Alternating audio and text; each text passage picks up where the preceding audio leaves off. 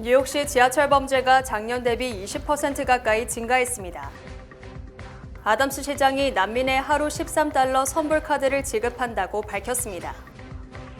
뉴욕 총영사관 일부 주재관들의 업무 실적이 미흡한 가운데 이에 대한 관리 감독이 부실하다는 보고서가 공개됐습니다. 조 바이든 대통령이 12억 달러 규모의 대학 학자금 대출 빚을 추가로 탕감하겠다고 발표했습니다.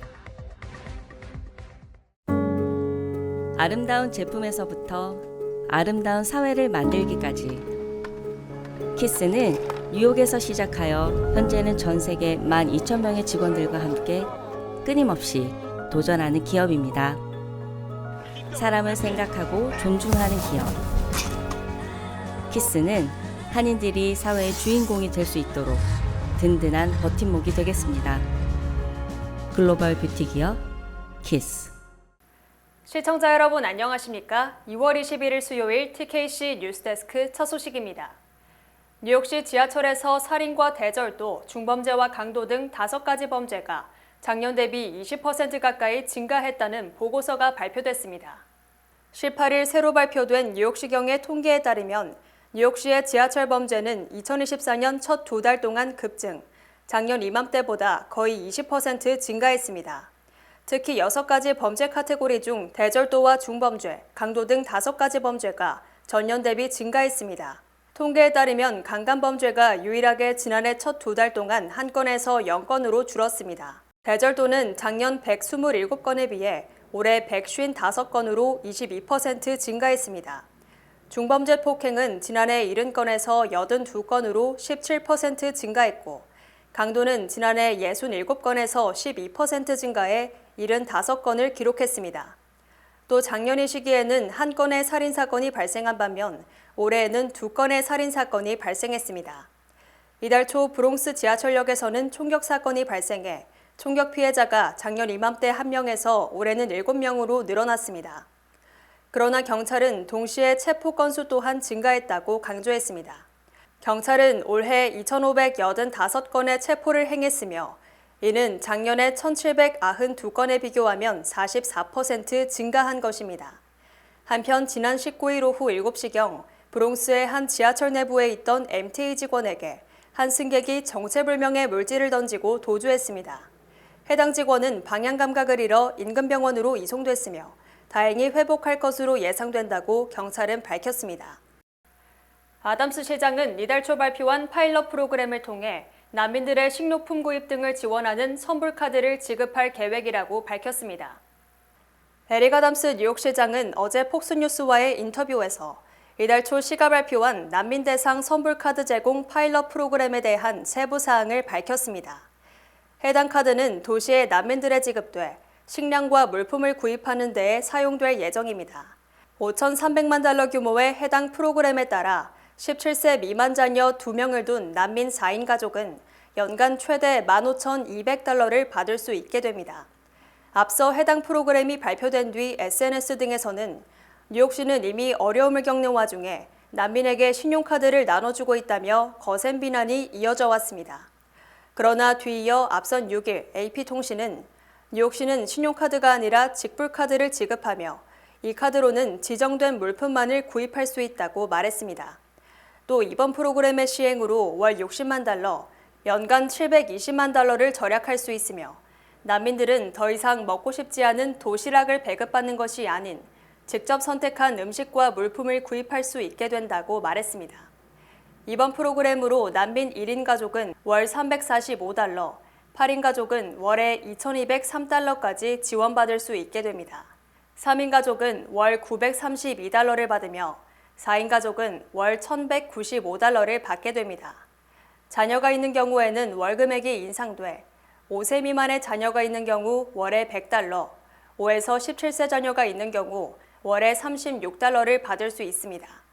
아직 프로그램의 시행 일자는 정해지지 않은 가운데 시는 현재 루즈벨트 호텔의 난민 가족 500가구를 대상으로 프로그램을 첫 시행한 후 경과에 따라 도시 전역의 난민들에게 확장할 예정이라고 밝혔습니다.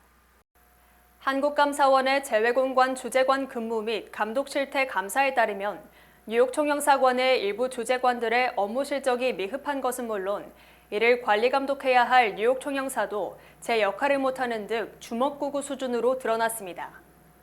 감사원이 지난 20일 공개한 재외공관 운영 실태 감사 보고서에 따르면 지난해 6월부터 7월까지 뉴욕 총영사관 등 8개 재외공관을 조사한 결과 2022년 상반기 주재관들이 본국에 보고한 전문 중 언론 보도와 주재국 정부 보고서 등을 단순 번역 또는 복사해서 붙여넣기 수준의 전문이 전체 10건 중 6건에 달했습니다. 감사원은 또 2022년 하반기 역시 복사 붙여넣기 수준의 보고서가 55%에 달했으며 이 같은 업무는 주재국 현지에 없어도 충분히 수행할 수 있는 업무라고 지적했습니다. 특히 뉴욕 총영사관에 대한 조사에서 경찰 영사는 2020년 6월 관할구역 내 재외국민 수감자가 24명임을 확인했으나 현지 교정기관이 면회 등에 대한 답변을 해주지 않는다며 단 한 명에 대해서도 방문 면회는 물론 서신 교환 등의 영사 면회를 하지 않았다고 밝혔습니다. 또 주재관을 관리 감독해야 할 김의환 뉴욕 총영사는 근무 실태 평가의 감사원 감사에서 핵심 업무 실적이 단 한 건도 없는 것으로 드러난 재경관을 비롯 주재관 6명 모두에게 엑설런트, 최우수 등급의 평가를 내린 것으로 드러났습니다. 감사원은 김의환 뉴욕 총영사가 부임한 지 얼마 되지 않아 주재관들의 업무 실적을 잘 몰라 모든 주재관들에게 만점을 부여했다고 설명했습니다. 김 총영사는 지난 2022년 12월 13일 뉴욕 총영사로 발령받았고 12월 22일 뉴욕에 부임했기 때문에 주재관들의 2022년 하반기 실적을 평가하기 힘들었을 가능성을 배제할 수 없지만 부총영사 등의 도움을 얻어 좀 더 적극적인 평가를 했어야 한다는 지적을 낳고 있습니다. 조 바이든 대통령이 12억 달러 규모의 대학 학자금 대출 빚을 추가로 탕감하겠다고 발표했습니다. 조 바이든 대통령은 오늘 약 15만 3천 명의 12억 달러 규모 대학 학자금 대출의 상환 면제 공약을 추가로 실행했습니다. 이는 앞서 대법원이 2022년 당시 바이든이 추진한 4,300억 달러 규모의 학자금 대출 탕감 법안을 저지한 후 학자금 비탕감을 위한 바이든의 지속적인 행보 중 하나입니다. 백악관에 따르면 바이든 대통령은 현재 약 20여 차례의 행정조치를 통해 약 390만 명 대출자의 학자금 부채 1,380억 달러를 탕감했습니다. 이번 발표로 혜택을 받는 사람들은 세이브 프로그램에 등록되어 있는 사람들로 대상자는 순차적으로 바이든 행정부로부터 그들의 빚이 탕감되었다는 이메일을 받게 될 예정입니다. 학자금 대출을 상환하기 위해선 20년에서 25년이 걸리기 때문에 대출금의 상환은 사회적인 이슈이자 대선의 쟁점 중 하나로 꼽히고 있습니다. 북한의 미사일 실험으로 한반도의 긴장이 고조되는 가운데 미국 정부가 일본과 북한의 대화를 환영한다는 뜻을 밝혀 그 의도에 관심이 집중되고 있습니다. 미 국방부는 어제 정례 브리핑에서 북일 대화를 지지하느냐는 질문에 대해 우리는 영내가 안정되기를 바라며 그런 대화가 영내 안정으로 이어진다면 우리는 당연히 환영할 것이라고 답했습니다. 특히 우리는 북한과 외교 접촉을 지지하며 우리도 북한이 원한다면 외교 접촉을 추진하겠다고 이미 밝혔었다고 강조했습니다. 이에 앞서 기시다 총리는 지난해 9월 유엔 총회에서 조건 없이 김정은 국무위원장과 마주하겠다는 결의를 전달했다며 정상회담을 조기에 실현하기 위해 직할 고위급 협의를 추진할 것이라고 밝혔습니다. 또 일본 정부는 이에 앞서 지난해 3월과 5월 동남아 제3국에서 북한 조선노동당 관계자와 비밀 접촉을 가지는 등 접촉을 이어가고 있는 것으로 드러났습니다.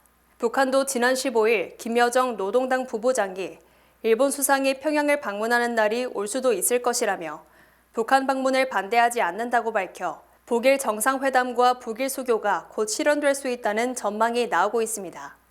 이에 대해 미국 측은 현재 북한이 미사일 실험을 계속하고 있으며 중단됐던 핵실험을 강행할 기미가 있지만 이를 막을 뾰족한 방법도 의지도 없는 상황이어서 북일 대화에 기대를 거는 것으로 풀이됩니다. 하지만 미국은 북일 대화 등 북한에 대한 화해 제스처에 앞서 당사자인 한국과 긴밀히 협의하고 사전 양해를 구해야 한다는 것이 한국 측의 입장입니다. 바이든 대통령이 빨리 뛰지는 못하지만 무슨 일이 벌어지는지는 다 알고 있다며 고령임을 시인하면서도 오랜 경험을 강조했습니다. 바이든 대통령은 어제 억만장자 사반하임에 로스앤젤레스 저택에서 열린 선거자금 모금 파티에서 나는 예전처럼 빨리 달리지는 못한다며 델라웨어에서 하프백 공격수 역할을 하지 못할 수도 있다며 고령임을 부인하지 않았습니다. 바이든 대통령은 하지만 내가 말하려는 것은 나는 적어도 무슨 일이 일어나고 있는지는 알 만큼 충분한 경험이 있다고 강조했습니다. 바이든 대통령은 고령 논란을 직접 언급하면서도 오랜 정치 경험이 큰 자산이라며 정면 돌파를 시도한 것으로 풀이됩니다. 바이든 대통령은 또 만약 트럼프가 승리한다면 전국적인 낙태 금지와 오바마 케어 폐지, 국제사회 등의 미국 평판 악화 등을 초래할 것이라고 경고했습니다. 바이든 대통령은 트럼프가 자신은 나발니, 바이든은 푸틴이라는 주장을 의식, 지난주 나발니 사망 때 전 세계가 푸틴의 책임을 물었지만 트럼프는 푸틴을 비판하지 않았다며 충격적인 일이라고 비판했습니다.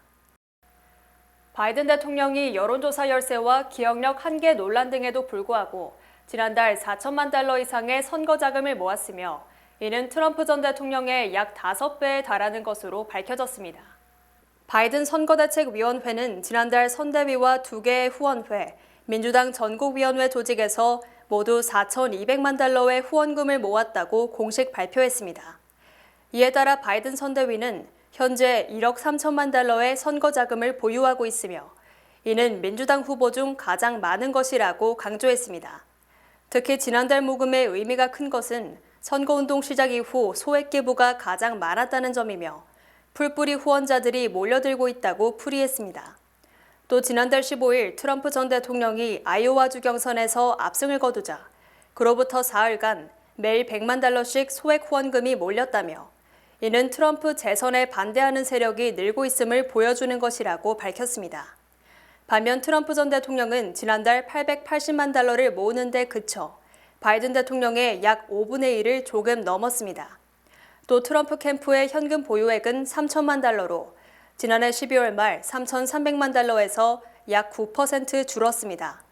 하지만 트럼프 선대 캠프 모금액은 공화당 기관 조직 및 슈퍼팩은 합치지 않은 것이어서 이를 모두 더하면 격차는 줄어들 것으로 예상됩니다. 연방대법원이 아시안계를 차별한다는 주장이 제기된 버지니아주 특목고의 입학제도에 대한 상고를 불허함으로써 인종 균등화 논란에 쌓인 현 제도가 합법성을 획득했습니다.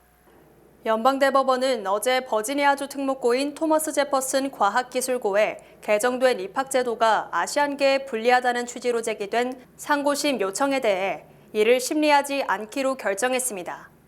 버지니아주는 지난 2020년 학교의 학생 다양성을 확보한다며 입학시험을 폐지하고 지원생의 주거지역과 사회경제적인 지위를 포함한 이른바 인종 중립 요인을 고려하고 페어팩스 카운티 내 각 중학교의 입학 인원을 할당했습니다. 이에 따라 새 제도가 시행된 2021년 합격생을 보면 아시안계가 73%에서 54%로 크게 줄어든 반면 흑인은 2%에서 8%로, 히스패닉은 3%에서 11%로, 백인은 18%에서 22%로 증가했습니다. 이 같은 결과가 나오자 아시안계 학부모를 중심으로 새 입학제도가 아시안 학생에게 역차별이라며 소송을 제기했고 1심 법원은 새 제도가 인종균등화이자 명백한 위헌이라고 판결했습니다. 하지만 지난해 5월 2심 법원은 새 제도에서도 아시안계가 압도적인 다수라며 차별 주장을 인정하지 않고 원고 패소 판결을 내렸고 학부모들은 다시 대법원에 심리를 요청했습니다. 하지만 미국 대법원은 상고 신청 사건을 사전 심사하는 상고 허가제를 실시하며 이 사전 심사에서 이 사건을 심리하지 않기로 결정, 결국 2심 판결이 확정 판결이 됐습니다. 지난달 소비자 물가와 생산자 물가가 추정치보다 훨씬 많이 오르면서 인플레이션이 쉽게 둔화되지 않자 월가 일각에서 금리 인하는커녕 금리 인상에 대비하는 움직임이 일고 있습니다. 애틀랜타 연방준비은행의 시장 확률 트래커 모델에 따르면 지난 15일 기준 올해 12월에 연준이 금리를 현 수준보다 더 올릴 확률이 6.16%로 조사됐고 현 수준인 5.25%에서 5.5%를 그대로 유지할 확률도 7.31%에 달했습니다. 이는 연준이 상반기 중 금리를 인하할 것이라는 전망이 대세를 이루고 있지만 일부는 금리가 오를 것이라는 포지션에 베팅을 하기 시작했음을 의미합니다. 또 시카고 상품거래소 패드워치는 금리 선물 시장은 이달 초까지는 3월 금리 인하 가능성을 점치는 비율이 높았지만 이제는 5월 금리 인하 가능성 전망도 40%에 미치지 못하고 있다고 밝혔습니다. 특히 연방재무부 장관을 지낸 로렌스 서머스 하버드대 교수는 인플레이션 압력이 높아지므로 연준이 다음 행보로 금리 인상을 선택할 확률이 15%에 달한다고 주장, 조기 금리 인하 전망에 찬물을 끼얹었습니다. BMO 글로벌 자산운용도 앞으로 나타날 수 있는 결과는 너무나 다양하다며 연내 0.75% 금리 인하 전망을 고수하고 있지만 이제 확신하기 어려운 상황이라고 말했습니다. 주요 단신 전해드립니다. 국제축구대회 도중 대표팀의 주장을 비롯한 리더들에게 불손한 행동을 한 것으로 알려진 이강인이 런던으로 손흥민을 방문해 절대로 해서는 안 될 행동을 했다고 사과했으며 많은 축구 팬들은 용기 있는 행동이라며 이강인을 격려했습니다. 세계 최대 전자상거래 업체 아마존이 오늘 26일부터 다우존스 30지수에 포함되며 미 최대 약국 체인 중 하나인 월그린스는 제외됩니다. 아마존 창업자 제프 베이조스가 이달 초 향후 1년간 아마존 주식 5천만 주를 매도할 것이라고 밝힌 뒤 9거래일 만에 5천만 주를 매각, 85억 달러, 한화 11조 3천억 원을 확보했습니다. 페이스북 모회사 메타의 마크 저커버그 최고 경영자가 약 10년 만에 이달 말 한국을 방문하며 윤 대통령의 예방을 요청한 것으로 확인됐습니다. 푸틴 러시아 대통령이 32세 연하의 러시아 온라인 검열기관 소장과 열애를 즐기고 있으며 푸틴은 바비 인형을 닮은 여성을 좋아한다고 외신들이 보도했습니다. 테슬라 창업자 일론 머스크와 위키리스크의 설립자 줄리언 어산지가 올해 노벨 평화상 후보로 추천됐습니다. 세계적 인기를 끌었던 락그룹 이글스의 노래 호텔 캘리포니아의 수기약보 절도 사건 관련 재판이 어제 뉴욕주 법원에서 시작됐습니다. 지난 2021년 12월 전 여친의 새남친을 권총으로 살해한 33세 브롱스 남성에 대해 어제 뉴욕주 법원이 징역 18년 실형을 선고했습니다.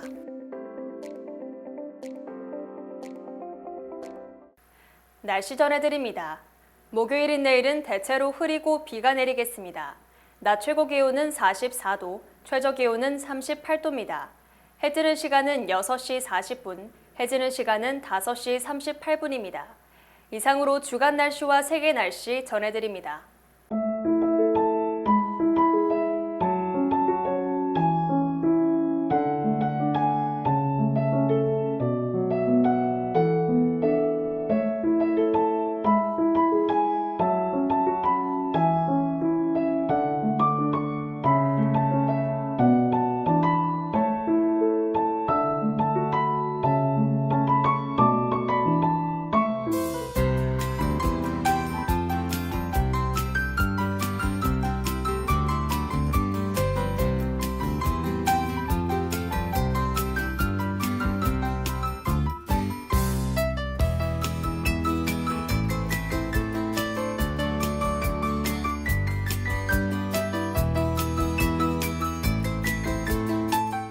중앙선거관리위원회에서 재외선거를 위한 궁금증을 해결해드립니다. 투표 시 국외부재자는 신분증명서만 지참하시면 되고 재외선거인은 신분증명서와 국적 확인에 필요한 서류 원본이 필요합니다. 만약 재외선거인이 귀국 등의 사유로 등록 신청을 철회할 경우 관할 선관위에 귀국 투표 신고 후 선거일에 국내 투표소에서 투표하실 수 있습니다. 3월 27일부터 4월 1일까지 실시되는 제22대 국회의원 재외선거에 여러분의 소중한 한 표를 행사해 주시기 바랍니다. 한국에 가신다고요? 한국에서 오셨다고요? 유니온 전당포에 오셔서 쇼핑도 하시고 경비도 벌어 가세요. 롤렉스, 카르티에, 구찌, 다이아가 박힌 보증서가 있는 각종의 보석들이 기다리고 있습니다. 한번 오셔서 구경도 하시고 상담도 받고 눈으로 직접 보세요. 소자본으로 보석상을 운영하고 싶으시면 유니온 전당포를 찾으세요. 전화 718-461-8949 43년 전통의 명품 다이아몬드 킴스 보석에서 스페셜 세일을 진행합니다. 전화 212-575-2317번 또는 855-260-4700번으로 문의 주세요.